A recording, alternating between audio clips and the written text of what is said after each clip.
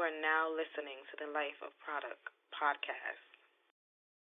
Yeah, what up, man? It's the boy Product. You're now locked into the Life of Product Podcast. So I'm back, baby. Did you miss me? Did y'all miss me? Of course you missed me because I'm me. I'm dope in real life, man. Yo, shouts out to Anchor, man, for everything they're doing for the kid. Shouts out to the listeners. Shouts out to the viewers. Shouts out to the new followers and subscribers on YouTube. I appreciate y'all. Y'all, a lot of y'all keep asking when I'm getting back to the video aspect of it. I will get back to the film part of it soon.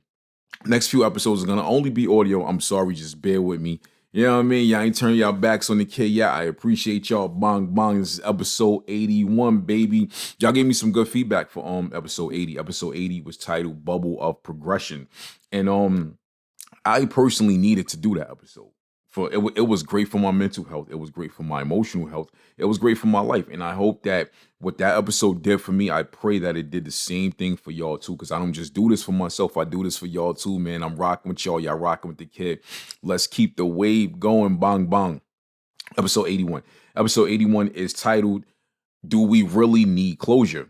And that's a question that I'm actually asking y'all from a genuine place. I've been seeing a lot of people within the last few months speaking on closure. Like closure is becoming like a big thing that a lot of people are speaking on openly, and I get it. I get it. If you get the closure that you need for whatever that situation is, I am happy for you.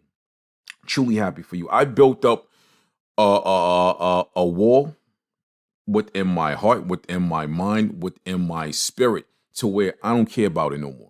I don't. I used to have this notion in my head that closure was needed for like so much stuff, and I'm laughing because I mean it. I used to think closure was needed for relationships. Some people need closure for relationships. Some people need closure for circumstances in life. They might need closure for a job. You might have got fired for a job that you really loved, you really worked hard for. It was your livelihood. Then boom, you get fired. And you feel like you need closure. I don't need closure no more. I don't need it from nobody no more, dog. Nah, And the reason why I don't need closure because I'm at a point in my life I'm so comfortable with myself. Is whatever, man. Like I shoo stuff away. You know how you shoo a fly away? I shoo stuff away. But everybody's different. Not everybody can wake up on a day-to-day basis and operate like that. I don't expect y'all. I do not expect everyone listening to the show to wake up tomorrow and say, wow, I don't need closure. No, if you feel like you need closure, go get it. Demand it. Demand it. Me personally, I don't feel like we need it. If you know, a lot of people will be in a relationship, be in a marriage, and things go bad. Which, like, I don't know the statistics of relationships and marriages, but I'm willing to bet money there's a high percentage of them going bad. There's a high percentage of divorces. There's a high percentage of breakups. There's a high percentage of infidelity. There's a high percentage of that. So a lot of those people will feel like they need closure. If you're a man or a woman and you catch your partner cheating on you and you wasted all these years with that person, or all these years go by, or whatever amount of time go by and y'all don't work out, you might feel like you need the closure. There's a certain part of closure that you want for a certain amount of closure that you want for. I don't care about none of that no more, yo. I've had relationships go bad. I don't want closure. You know why I don't want closure let me say this, right? I had a serious relationship go bad years ago, right? A few years ago, right? Like really bad, really bad. Do I want closure for that person? I don't respect that person enough to want closure from her. I don't. And this is not coming from a place of anger. This is not coming from a place of being hurt. No, I don't respect that person to the point where I want that stuff. And this is the point that I'm trying to make to y'all listening, right? Usually I feel like we want closure from people because we're not over that person, or you might not be over that situation. Usually when people want closure, you still want something from them, or you still want something from that situation. You want an explanation. I've had people tell me before they want closure, and why? But why did you do this? If you're still asking why that person did that after so many years or whatever the duration of time is, you have not healed. Do not count on closure to heal from a situation that you are no longer in, especially if it is a relationship. Because if you want closure That means you haven't healed. That means you can now move on to the next relationship. The next quote unquote relationship ain't even going to be a relationship. It's going to be a situationship. You owe it to the new person to not bring that baggage and that hurt into it. Now you might not be strong enough to do that. And I understand that totally. A lot of people are not strong enough. I've had to endure so many life situations, not just, relationship stuff, to get to the point where that ice box is there. I'm not saying I'm a cold dude. I'm not cold hearted to women that I meet. I'm not doing that, but I do have something in me that's so nonchalant to certain stuff. Is like, okay, whatever. All right, if we done, we done. If it's up, baby. I don't look at stuff as being over. I look at opportunities. I look at opportunities to move on. If we dated or we was together and it didn't work out, that's an opportunity for me to go get a better female. And I'm not saying that in a misogynistic way. I'm saying that respectfully. And that's how all of y'all need to start looking at it, even the women. If it didn't work out with that man was cheating. If XYZ happened, if he led you on and it didn't work out, if it's up, then it's up. Use that opportunity now, whatever your situation is, whatever your living situation is, whatever your situation is with your children, or whatever your financial situation is, move on to something better. Get a flyer dude. Get a dude worth more money. Get a dude who has more time to give to you. Get a dude that's not gonna lie to you. You know what I'm saying? And for men, it's the same way. If Shorty don't want to rock with you no more, if she, for whatever reason, get yourself together as a man. And I've been stressing. This is one of the things I've been stressing since like the earlier episodes. I've gotten backlash for it. I've gotten backlash from dudes who don't have themselves together as a man, especially as you get older. And if you divorced, if you're dating, or whatever your situation is, if you want to move on and you want to continue to date women, you want to get out here, you want to do your thing, you have to get yourself together. Get yourself together spiritually. Spiritually is the first way you need to get yourself together. You need to establish a relationship with God. If you're now hard on or heavy on the praying and stuff like that, get your spirit together on the spirituality level. You need to get yourself together financially. You need to get yourself together mentally, brother. Mentally, you can't just be out here trying to meet these women or this woman and trying to do whatever, and you trying to move on to the next level when you yourself don't know what you want. If you as a man don't know what you want, don't take that confusion into a relationship. Don't do it, man. Don't do it, brother. Because you're gonna confuse that woman. Now, this woman, a lot of times us men, we just blurt out stuff. And listen, brothers. I know y'all listen to me, and I'm sorry, but I'm just keeping it real. To women listen to me. A lot of us men, sometimes we will just say whatever to get what we want at that time. We might just say whatever because it sounds good. You might make life plans with that woman, and you're making life plans because it sounds good. You're gonna tell her, yeah, I want the house, I want the picket fence, I want the dog, I want the Benz. Whole time you can't accommodate none of that. Or the whole time you might not be really wanting to do some of that. You just trying to hold on to shorty because she's fun at the moment. You think that's what you want. You don't know what you want. Know what you want as a man before you get yourself and a woman into these situations. Know what you want. You understand what I'm saying? So if you haven't gotten the closure that you needed from any of your past relationships, or say if you had the most important relationship that you ever been in, it did not go good. And you 3-4 years down the line, you still have pain from that relationship. You need to release that pain before you get out here and you try to start something serious with somebody else, because we cannot get time back. You can get money back. You can get materials back. You can bounce back from a lot of different things. You cannot get your time back. Time is the most important currency out here, and I don't care what nobody says. You cannot argue with that. So, with all of that being said, if you feel like you need closure or you haven't gotten the closure, move accordingly. That's why a person like me, I don't feel like closure is important. I don't feel like it's important. I feel like by me crying over closure, I'm crying over the past, and I haven't elevated. I have not moved on. And I'm all about self-progression. I am all about self-progression. You are not going to sit here and see me cry about a past relationship or whatever situation did not work out, because I am going to already be 3 steps ahead and moving on to the next thing. That's just me. And I'm not saying that in a cocky way. I'm not saying that to downplay nobody. I'm just saying it took a long time for me to get here, and I'm here and I'm staying. I'm not going backwards. Nah, I ain't going backwards. I'm gonna keep on going. I'm like one of them old school Walkmans. I only got a fast forward button, baby. Flip the tape over, bang bang. It's the boy Product, Life of Product Podcast. This is episode 81. Do we really need closure? Shouts out to Anchor. Shouts out to y'all for listening. I really appreciate y'all on every level for rocking with the kid. Even when y'all don't agree with me, we will be right back with the second part of the show. Bang, bang. Yeah, what up, man? It's the boy Product. We're now back with the Life of Product Podcast. This is episode 81. Do we really need closure? Shouts out to Anchor. Shouts out to y'all. We rocking, baby. I was, talking about the whole closure thing on the first part of the show. I feel like there's levels of closure.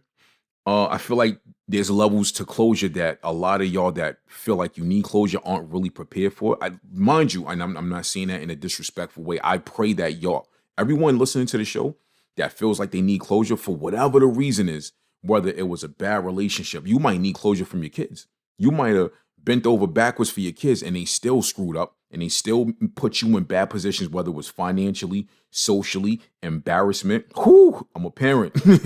Kids do embarrassing stuff sometimes. But I'm praying that all of y'all listening to the show who feel like they need closure, who haven't gotten it, I pray that you get it one day. I genuinely pray that y'all get that closure one day. Me, I don't care about it. I'm not trying to be mean or nothing about it, but I don't care about it. I wholeheartedly don't. Some of y'all not even ready for it. Let me ask y'all this question, right? And I like to ask questions on the show because a lot of y'all will respond with emails, DMs. A lot of y'all contact me about the things I talk about. So let me ask you this question, right? If you receive the closure that you feel you need, how would you react to it? What would be the first thing that you do after you receive this quote unquote closure that you think you need? If a person did you dirty, right? Wronged you, like straight wronged you, and they came up to you, sat you down for 10, 20 minutes and genuinely apologized, or even say if they took something from you and they gave it back to you, right? That's your closure right there. What do you do after receiving that closure? Do you say thank you and you go on about your day? Do you stay mad at that person? Do you forgive them and want to be cool with that person again? What would your first actions be after receiving that quote unquote closure that you think you need? And that's the thing for me. I would say years ago, before like I had this, I guess, ice box in my chest to where I don't care about closure. I kind of received closure before, and it was like, okay, what do I do now? I still kind of, at when I first got it for like a short duration, I still kind of held on what was holding on to me with the whole closure thing in the beginning. This is why I feel like it's not needed. Because if you receive that closure that you think you needed and you're still mad at it, you should have never got it in the first place. You should have never got it in the first place. You might as well just say, I don't like that person, but I'm gonna keep living my life. Not you, we, all of us, and I'm speaking for myself as well. We should not let the actions of people currently, in the past, and in the future fully dictate how we feel. Now, I'm not saying don't be mad at that person. I got people I don't like. I got people I can't stand. I got people right now, if I see them, I'm swinging, and we'll deal with the legal stuff later. That's the type of time I'm on. One of the worst feelings in the world is when there's a person you genuinely don't like, but you can't do anything because you know what's gonna go left legally. You know what's gonna, if y'all got mutual acquaintances and you know what's gonna cause problems later on, and you can't do nothing at the moment. That's one of the worst feelings in the world. I've had to deal with that. But I still don't wake up every day saying, oh, I hate this person. No. Then that means I'm going to keep myself in a box and in a bubble. But don't get it twisted. That Gemini switch is in the back of the closet and is waiting for the closet door to open. But I'm still going to function every day. I'm still going to wake up. I'm still going to be happy. I'm still going to lock down these achievements. I'm still going to get on my knees and pray every night. So if you got the closure you needed right now, what is the first thing you do? You go home, you go make your sandwich, go have a drink. Yeah, I got closure. Let me celebrate. Dun, dun, dun, dun, dun, dun, dun. Nah, boy, chill, brother. So I don't care about it. Y'all could disagree all you want. I actually want some of y'all to disagree. This is weird, right? But I actually like when some of y'all disagree with me because it juices the subject matter. I'm not narcissistic. You understand what I'm saying? I don't expect everybody to agree with me. I don't expect to be right on a lot of things. Some things might be opinionated, and everyone is entitled to their opinion. But real talk, like, do you go throw a party after somebody gives you the closure that you need? You know what I'm saying? I've had people try to give me the closure that they thought I wanted, and I was nonchalant, like, nah, I'm good. I've literally said that. And I love the reactions from people. It's priceless. The reactions be priceless. I genuinely mean it. I don't care. I don't care. Nah, I don't care. And I'm not gonna care. I am not gonna wake up 70 years old and change my mind on closure. I am not gonna do it. I'm not gonna wake up 70 years old, be walking to a chess or a bingo game and see a person that I had beef with or a person I didn't like and be like, hey, can we talk first? No, it's on site. I'll beat you on my cane at 70 years old. That's the type of time I'm on. And after I beat you on my cane, I'm gonna go to my bingo game. Be like, hey, it's a great day today. You know what I'm saying? So keep your closure. Keep it put in the box, throw it outside the trash can, baby. I don't want all that. But closure, you know what? I've talked negative about closure this whole show, right? And I'm sorry about that. I apologize to y'all about that. I don't think, even though I don't think it's needed, I don't think it's all a bad thing. I think some of y'all actually need it. And let me touch on that. And I think some of y'all need it because we're all different. We all have a different turn up button. We all have a different mind state. We all have a different point of view. And your point of view is yours due to how you were raised. It's due to your life experiences. It's due to the things that you've endured and you've encountered in your life. So you are entitled to have your opinion and your point of view and stuff, right? So if you feel like you need that closure, go after that closure. When you get that closure, embrace that closure. Because if you truly needed that closure and you're given closure from whatever life circumstance it was, if it was from another person that wronged you, I hope that once you get it, you can look at things differently. You can breathe now. I've seen people that needed closure that just couldn't breathe, yo. And I'm not talking in the literal physical sense. I'm not saying, oh, they had asthma, they couldn't breathe. No, that's not what I'm saying. What I'm saying was they couldn't breathe. Every thought, every emotion, everything, every conversation came back to what they needed closure from. I know people like that. I have family like that. And it hurts to see these people that need closure that possibly won't ever get it. They put and that's another thing, right? Are y'all prepared to never get the closure that you need? If you're not prepared to get the closure that you ever need, you need to like start looking at alternatives to that closure. Look at towards things that make you happy. And I've told y'all this on the show before. Um, I've told people this, and a lot of people are shocked when I say that. I do one thing a day that makes me happy. I do one thing a day that makes me happy. I don't care. I don't care if I have a busy day. It could be 11, 12 o'clock at night before I go to bed. I'm doing something to make me happy. It might be my favorite cup of coffee. I might say, yo, I'm gonna bust out 100 push-ups right now. If it's gonna make me happy, I'm doing it. That's what's gonna make me happy because your happiness, we underestimate the level of what our happiness can do for us. We underestimate how far one spurt of happiness per day can go. We estimate how far it can go. And sometimes that a person might be on medication, yo. They might be on Adderall or something. They might be on mental health meds, and all they needed was happiness. You know what I'm saying? That's all they needed. All they needed was genuine happiness. I'm perfectly fine with sitting in my room or in my living room all alone and creating my own happiness. I'm perfectly fine with that. Not everybody gets to that level. And there's things I worked on as far as my happiness throughout my life that I didn't even know I was working on it towards. I was the youngest of my brother and my sister.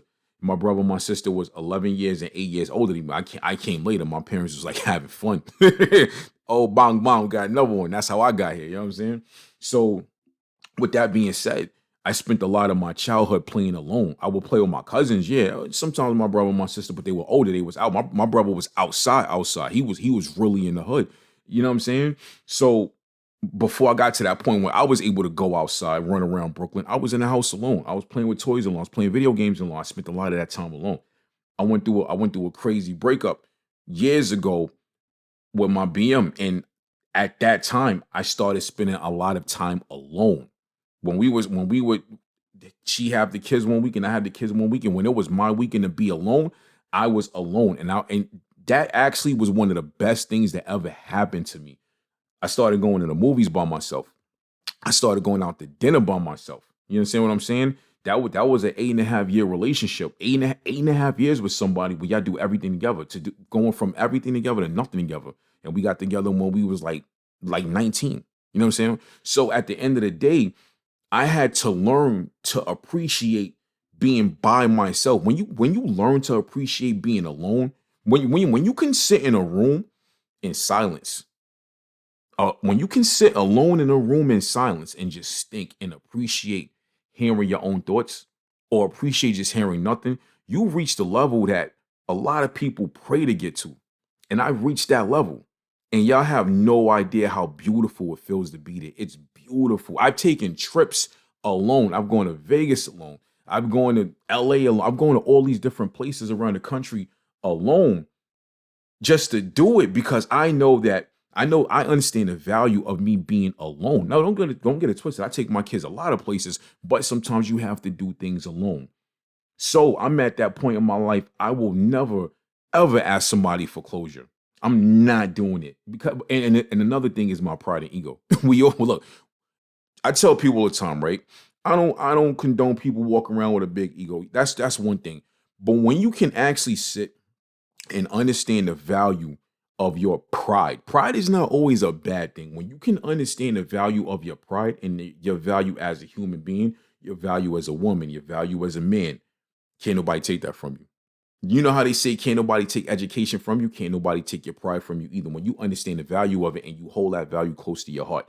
So I tell people, closure to me, it doesn't exist on this side. It might exist within you, but for me, no.